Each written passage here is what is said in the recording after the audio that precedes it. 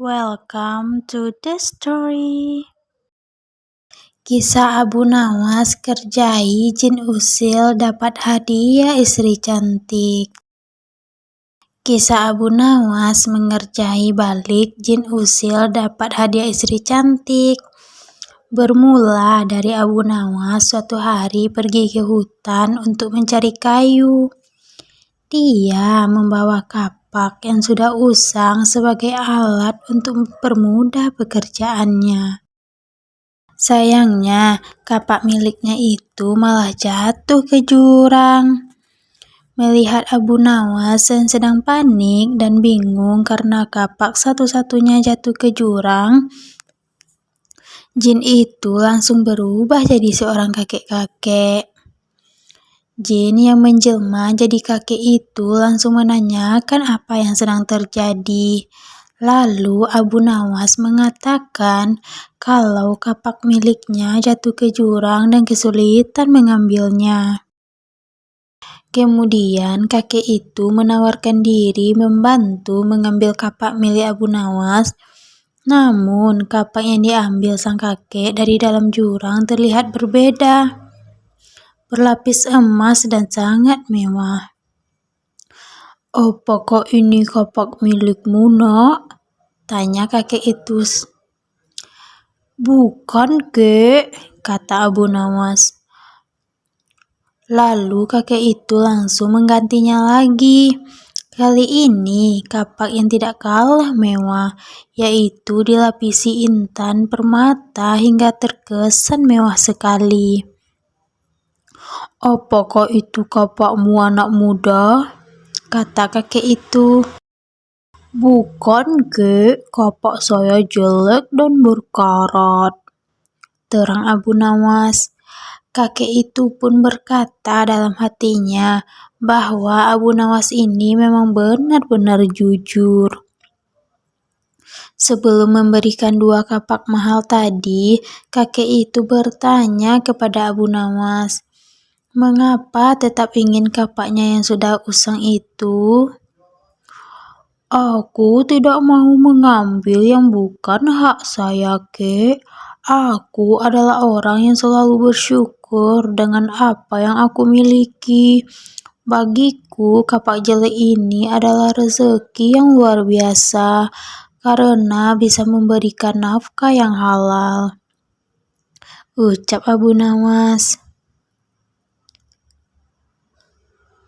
Akhirnya kakek itu memberikan kapak berlapis emas dan intan permata tadi kepada Abu Nawas sebagai hadiah karena sudah jujur.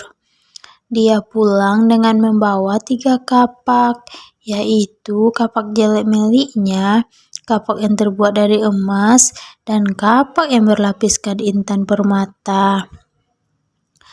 Tidak sampai di situ, jin tadi masih ingin menguji kejujuran Abu Nawas. Godaan yang diberikannya melalui harta tidak berhasil.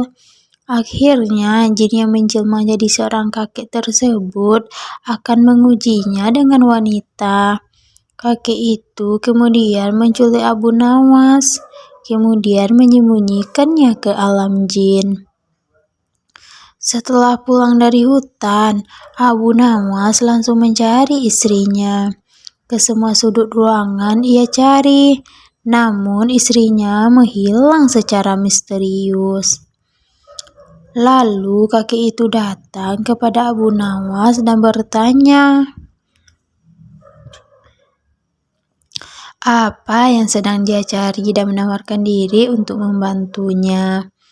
Abu Nawas mengatakan kalau istrinya hilang secara misterius dan hanya meninggalkan pakaian kotor. "Tenang, aku akan membantumu dan pasti menemukan istrimu," ujar sang kakek. Tiba-tiba Abu Nawas teringat kalau kakek itu yang ditemui di hutan saat kapaknya masuk ke jurang dan memberikannya 2 kapak yang sangat bernilai. "Wah, rupanya kakek ini ingin menguji kejujuranku lagi," kata Abu Nawas dalam hatinya. Kakek itu lalu datang membawa wanita yang sangat cantik dan bertanya kepada Abu Nawas apakah benar-benar itu adalah istrinya. Abu Nawas melihat dari ujung kepala sampai kaki. Apakah benar wanita ini adalah istrinya? "Benar, Kek, ini istri saya," katanya. Ini bukan istrimu. Kenapa kau tidak jujur?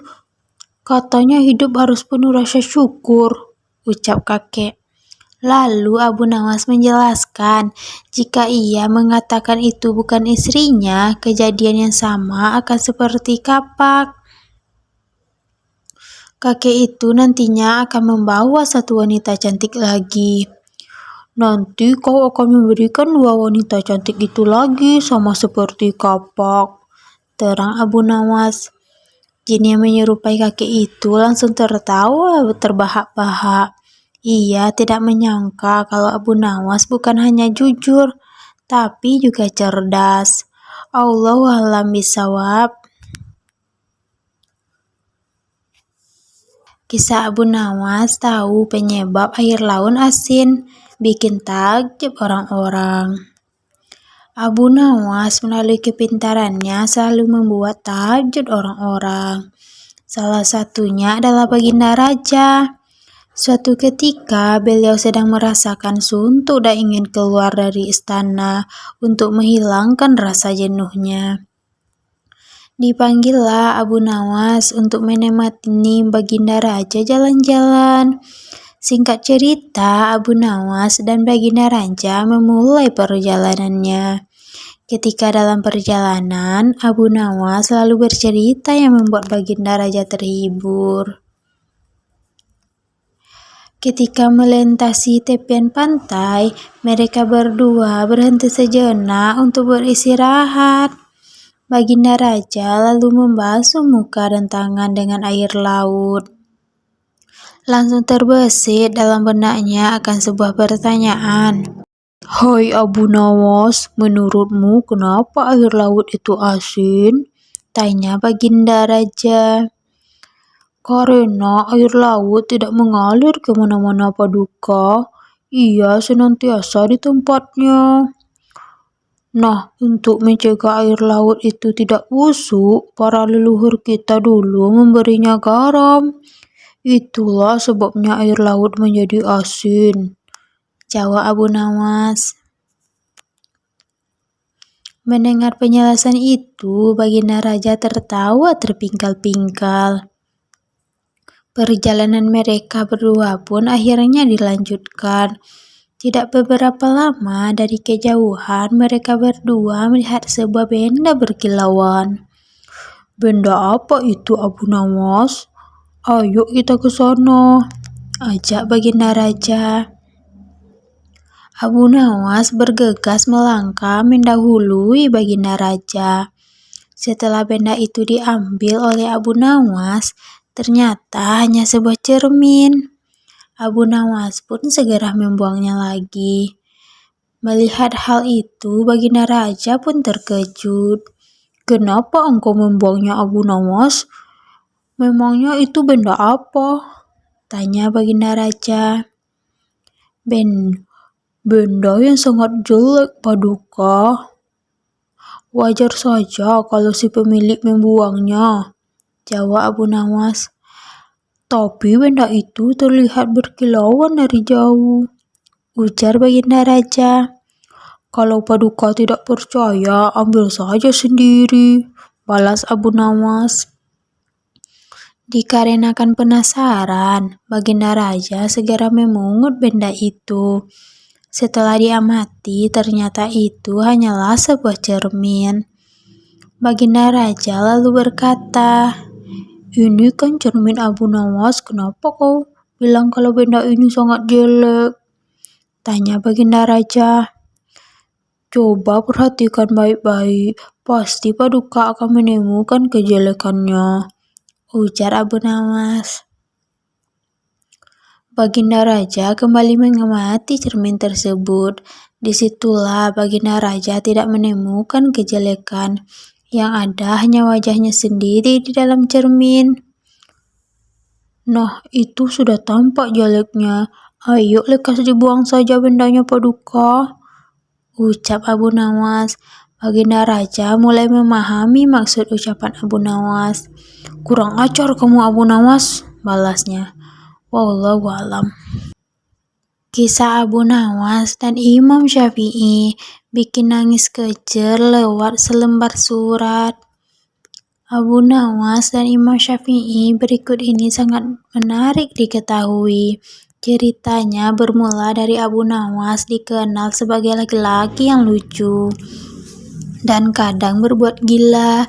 Ia terkadang terlihat minum khamar sampai diberi julukan penyair babu.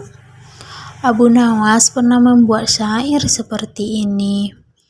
"Biarlah masjid diramaikan oleh orang-orang yang rajin ibadah. Kita di sini saja bersama para peminum khamar dan saling menuangkan. Tuhanmu tidak pernah berkata, 'Celakalah para pemabuk,' tapi Dia pernah berkata, 'Celakalah orang-orang yang sholat.'" Gara-gara syair itu, Baginda Raja Harun al-Rasyid marah dan ingin memenggal leher Abu Nawas. Tapi ada orang yang mengatakan kepadanya, "Wahai Amirul Mukminin, para penyair mengatakan apa-apa yang tidak mereka lakukan. Maafkanlah dia, Abu Nawas." Ketika Abu Nawas meninggal dunia, Imam Syafi'i tidak mau mensolati jenazahnya.